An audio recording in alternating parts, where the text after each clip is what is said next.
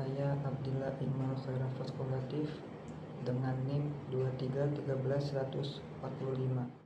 Silakan buat video seputar studi psikologi pembangunan dan beberapa pertanyaan yang saya pilih. Jadi pertanyaan itu ada, bagaimana tauhid bisa menjadi landasan dalam berpolitik dan ekonomi.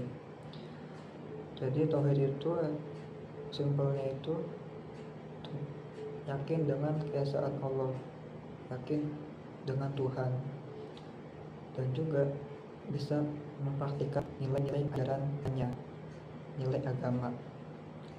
Sebenarnya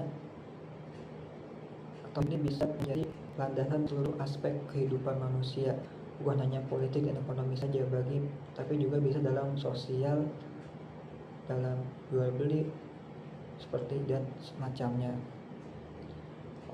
Karena sini hanya minta politik dan ekonomi, maka saya akan bahas dua saja. Dalam politik, jadi logikanya gini, jika Allah itu maha adil, maka manusia itu seharusnya adil jika memiliki tauhid atau memiliki nilai ajarannya, agama. Jadi ada ayat dalam surat Al-Hujurat 13, kalau tidak salah bunyinya itu, sesungguhnya kami menjadikan manusia adanya laki-laki dan perempuan. Lalu diinterpretasikan oleh para mufasir bahwa Allah itu tidak membeda-bedakan yang hanya laki-laki dan wanita.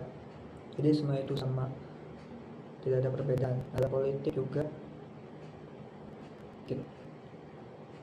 Tuhan itu tidak pernah membedakan manusia dalam gender, dalam jenis kelamin, atau jadi yang lain, maka itu disebut dengan tidak bertauhid atau tidak memiliki agama. Ini logikanya itu seperti ini, semua ini tuh hanya milik Allah, jadi kita itu hanya dititipkan sementara. Seperti ada ayat kan berbunyi, sungguhnya manusia itu sebagai khalifah untuk menjaga bumi ini. Lalu juga dalam surat At-Taubah bunyinya itu, bagi orang yang menimbun emas dan perak tanpa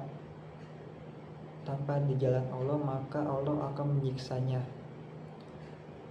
Jadi maksud dari ayat ini tuh adalah bahwa orang yang memonopoli perdagangan, orang yang pelit atau menimbun barang itu akan disiksa, dalam artian tidak bertauhid. Lalu praktiknya seperti apa? Jika memiliki nilai tauhid, ajaran agamanya bagus, maka praktik politiknya itu maka tidak adanya korupsi dalam sebuah negara. Hukumnya itu jelas, haknya terpenuhi dan menjawab beberapa materi. Dia dan menyatakan jadi cara berpolitik atau ekonomi. Selanjutnya kita percaya akan Tuhan, keesaan Tuhan, dan juga mengambil lain dari Tuhan Subhanahu dan dia bisa menentukan nilainya. Tidak hanya politik Indonesia itu masuk di beli dan yang bisa berpengaruh dari sisi dalam politik. Itu Allah itu adil, jadi seharusnya manusia juga harus adil jika adanya tauhid itu. Dalam surat Al-Hujurat 13 itu bunyi, sesungguhnya saya mencipta manusia ada laki-laki perempuan. Jadi interpretasi oleh para mufasir bahwa manusia adanya perempuan laki-laki ini tuh seperti sebuah perbedaan. Jadi Tuhan itu tidak manusia apapun itu kelakuannya. Jika atau politik itu membuat bersifat mendiskriminasi, maka jadi bilang pemerintah itu tidak bertauhid, tidak memiliki ajaran nilai Tuhannya. Lalu dalam praktiknya itu seperti, jadi jika orang itu sudah bertauhid, memiliki nilai-nilai Tuhannya, nilai agama, maka orang itu pasti tidak akan berkorupsi.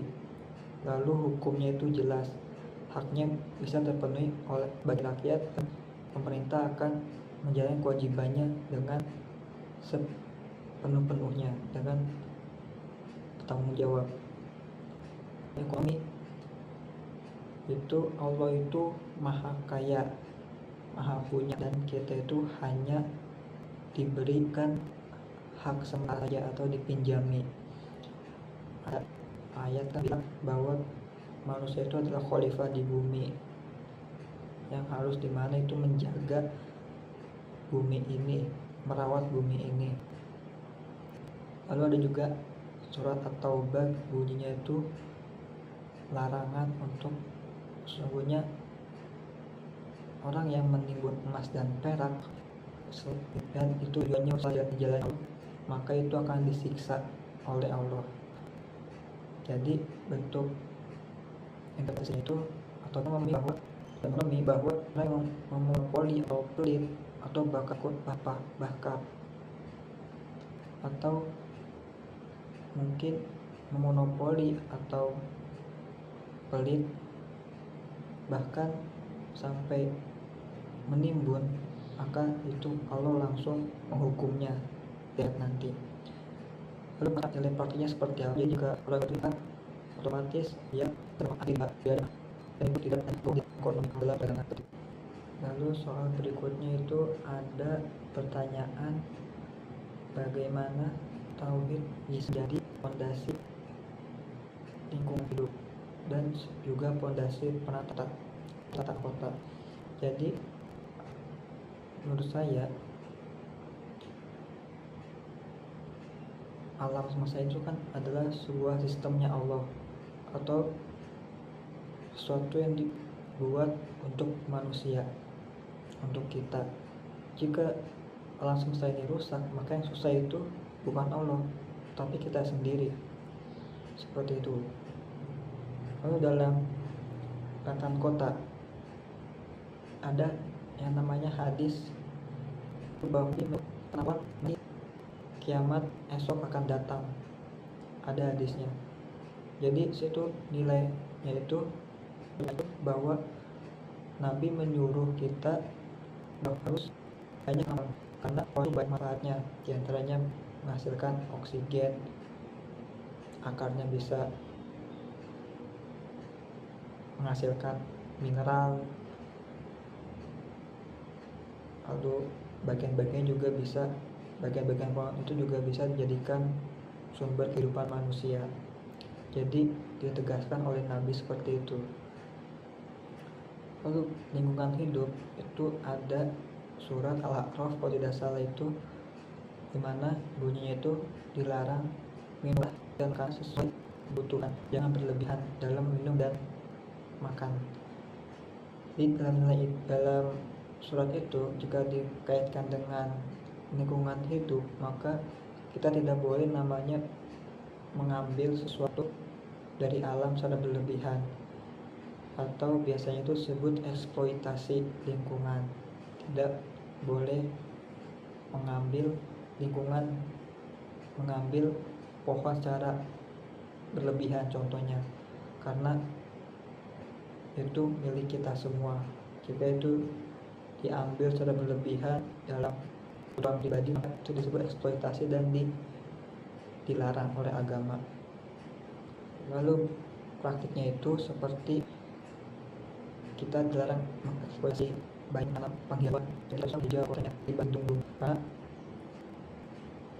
di balik gedung-gedung itu ada namanya kaca-kaca globalisasi, menimbulkan radiasi atau semacamnya.